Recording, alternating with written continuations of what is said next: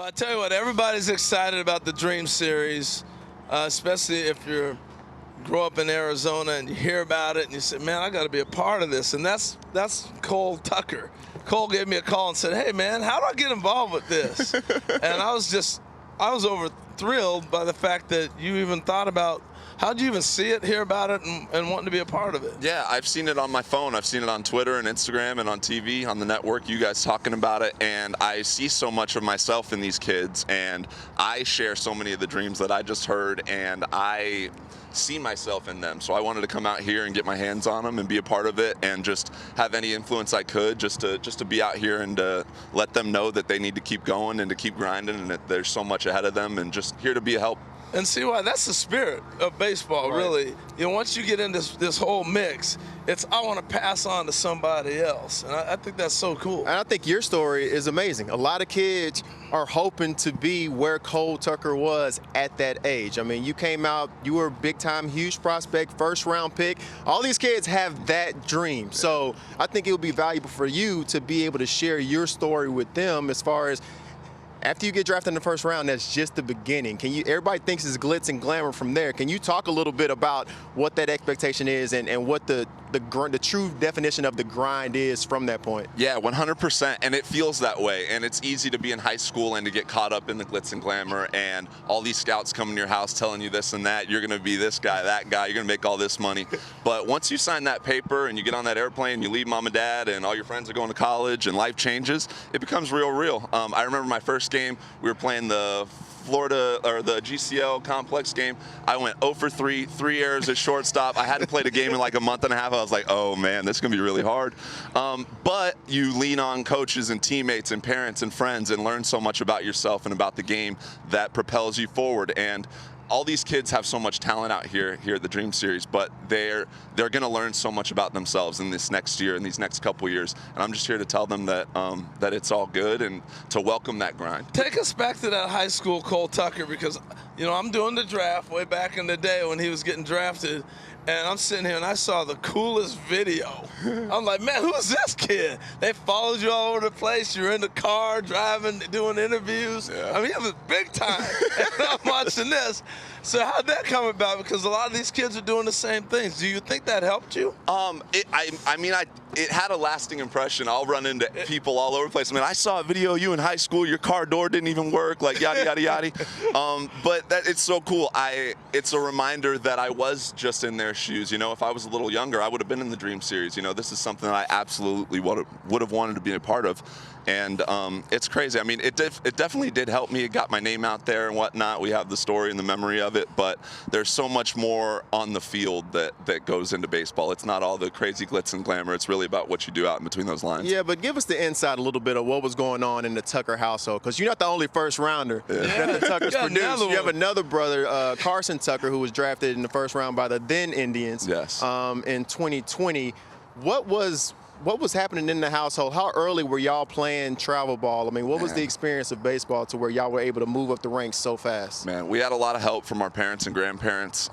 My parents were working a lot when I was a little kid, but we would go over to my grandma and grandpa's house, and my grandpa would be flipping us little foam balls in the living room, and we'd make a baseball field out of it.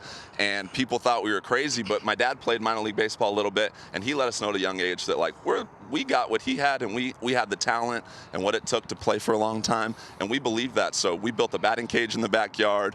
As long as we were doing baseball and grinding and trying to better ourselves in that, we didn't have to get a job or do crazy chores or anything. Like, that was kind of our life and our dream, and we really lived it and embodied it. And Cole, you're a switch hitter too. How early did you start switch hitting? I didn't start until high school. I loved Jose Reyes as a kid, Eric Ibar, all the switch hitting shortstops. I was like, I need to be like these guys. And my dad, he's right here today, but built us a batting cage in the backyard, and we went to work. And when I was a freshman in high school, I started hitting right-handed.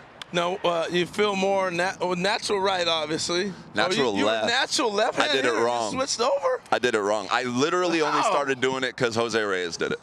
That is so rare. I think in all my years, JT Snow, I mean, I can name the guys that were left-handed and started to switch right and be a switch hitter. It just doesn't happen that way. It's so rare. It doesn't, but I feel lucky because most of my bats are on my natural side. I feel like when there's a lefty, it's like I got to switch into this right-handed mode, you know. But naturally, I'm usually seeing righties. So now, where are you now? You're only 27 years old. Yep. I'm sure you still trying to play the game. I'm sure the phone's still ringing off the hook. What is the goal as far as regrouping and getting back into baseball? Yeah, this last year, I feel like I really turned a corner as a hitter, and just like the game slowed down for me a little bit. You know, in my career, hitting's obviously been the hardest part for me. Last year, it just felt like the game slowed down for me. The phone's ringing, got some interest for some teams, just trying to make a club and make an impact and make the clubhouse better and do all the things that I do as a teammate and a leader, just to help in any way I can at any level. You know? Man, everybody has different paths to the big leagues. Everybody's story is different, and as long as you continue to keep that jersey on, you never know what can come from it. He's talking about the phone ringing. Actually, he was ringing the phone because my kids would kill me if I didn't sit there and ask you about getting married to Vanessa Huggins. I mean, they'd be sitting there going, "Dad, you didn't even ask me about Vanessa." All right, so how'd you two meet? And you just got married, what, about a month ago? Got married in December in Tulum. It was amazing. We met back in 2020. A friend of mine started a group meditation on Zoom. COVID love, you know. It's the most 2020 thing ever. We're probably the first people to ever meet and get married off of Zoom, honestly. We need a Zoom deal. That's awesome. Now, don't act like you didn't see High School Musical. Oh, come on. And so you were like, what, the girl from High School Musical? Yeah. He's sitting there on the Zoom trying to find out hey, trying to give me a little wink through the camera and let her know I'm here. You both know I'm not that smooth. That's awesome, man. Well, congrats on the marriage, congrats on baseball, and just continually keeping the grind, man, because it's a grind. No doubt. You know, even if you're a first-round pick, you got to do your work.